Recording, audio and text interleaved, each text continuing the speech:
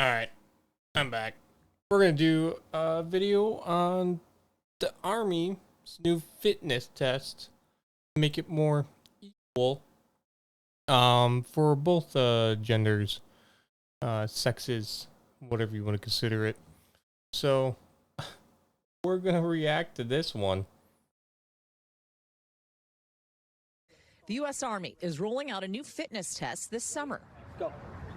And one of the big changes, men and women have the same requirements for combat roles. Don't make me do this alone. Yeah, you heard that right. They're not taking back what they know is a bad idea. They're doubling down. So before they kept, you can be in a combat role with the female standard. Like the male standard was like 35 push-ups, 32 push-ups or something. And the female standard was like 10 for passing. So I might have those numbers wrong. Can't remember. It's been a while, as you can I got out in 2013, late 2013, 2014. So now they're saying they're equalizing the standards, blah, blah, blah, whatever. Walk me through what So, we're of doing. course, I had to know if I had what it takes to be a soldier. Don't make me do this alone. Walk me through what So, we're of doing. course, I had to know if I... Yeah, that looks really cool. I mean, I'm no math magician, but that's a 25 or a 10. That's a 45 and that's a 45. I don't do a lot of girl weights. These ones with the rubber on it. I just use iron. Like I'm just bare metal. And if I'm working with deadlifts where I could drop the weight, I just put the mats underneath my deadlift.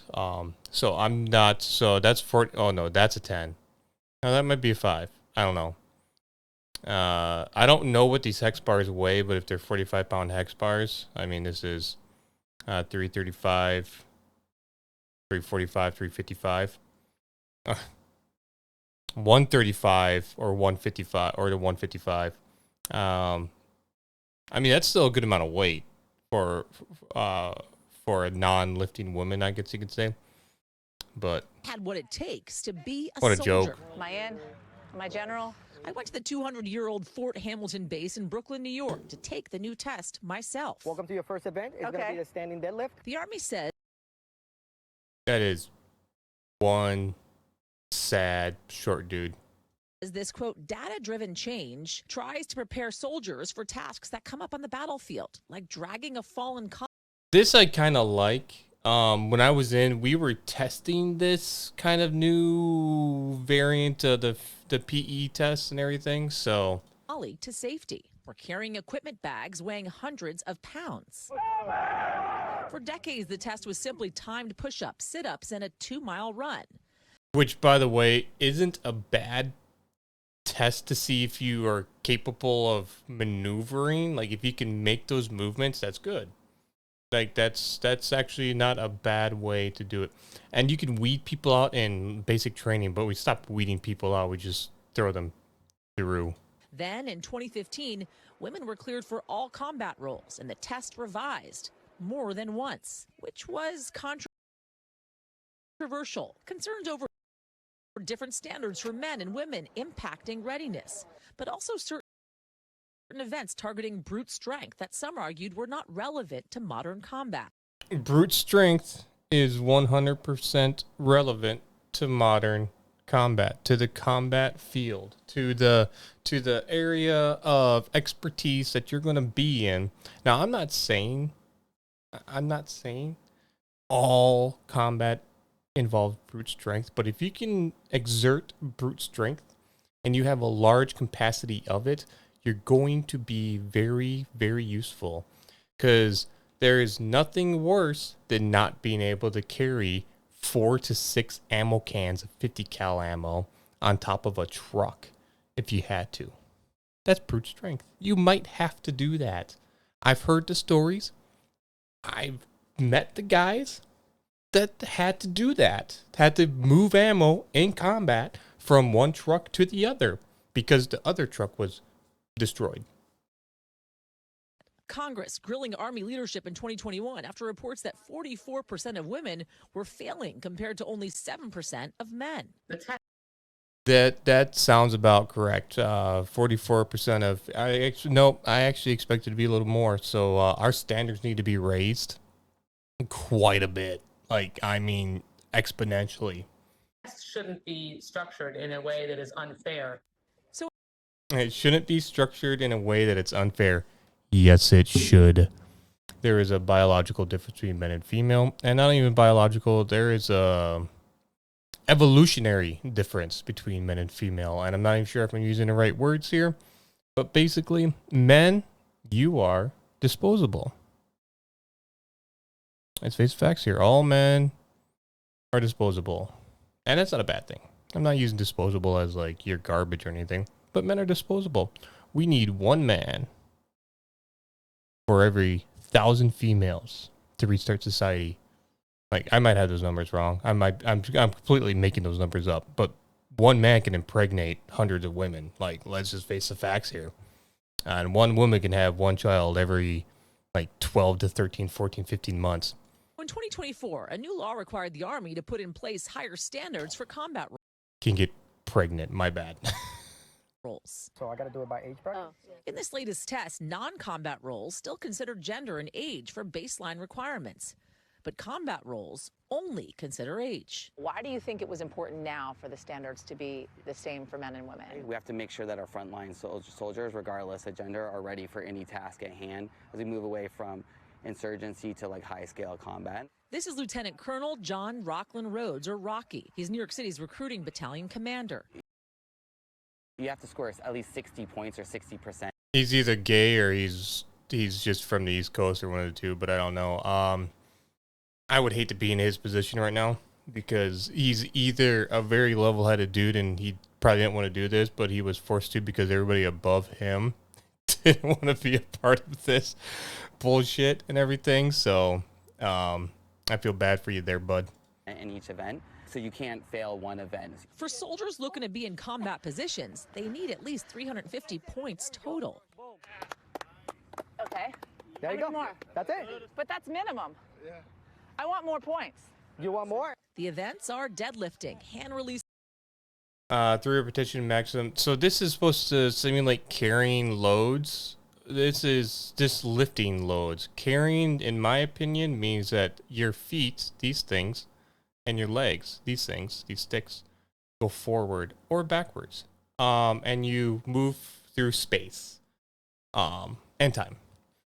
Hand release, push up, arm extension, HR. What the does that even mean? Sprint, drag, carry, plank. Where are the sit-ups? If you can't do a sit-up, how are you going to get off the ground? How are you going to sit up off of the ground?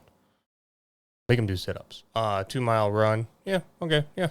I don't mind all this, but bring back sit-ups. Sit-ups right after planks, too. Push-ups, sprint, drag, carry, planking, and a 2-mile run. I feel tired. After the test, which took about an hour and a half, I got the results. You are 468 points. 468, which means You definitely- general.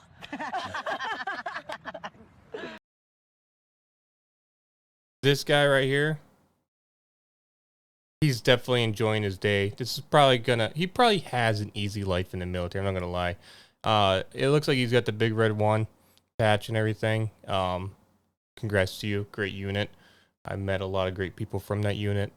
But this E7 here, this Sergeant First Class, he probably has a pretty easy job. That's why they put him out here. This guy might be Private Elverson or Private Henderson or Private McDonald or something. He looks like he's having a good time too. If these were actual, I don't think these are infantrymen. I don't see any infantry, expert infantry badge or combat infantry badge on his shoulder here. So I'm just assuming these guys are just like cadre or they might be office guys. No knock to you guys, but I can guarantee you, no infantrymen would have taken. I guarantee you, no artillery guy would have wanted to do this. And artillery guys are actually pretty relaxed. Like most artillery dudes, they're not. They're. I don't.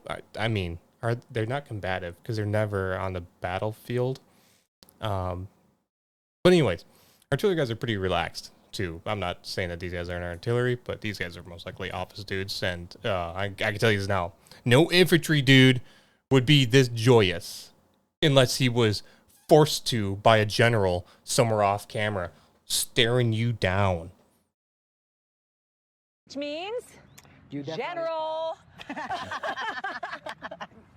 And since I passed with flying colors, Oh, so I can go to combat. Oh, 1,000%. but my victory is short-lived. It's good for 6 months, so. So I got just to get in 6 months? For now, I'll just hang up the results on my fridge. Yasmin Vasugian, NBC News. We thank you for. All right, that's a little nuts. That's middle-aged woman can pass the physical fitness test with flying colors, as she stated. But no, this isn't the issue. Isn't whether or not females can perform in combat. I'm done with that argument.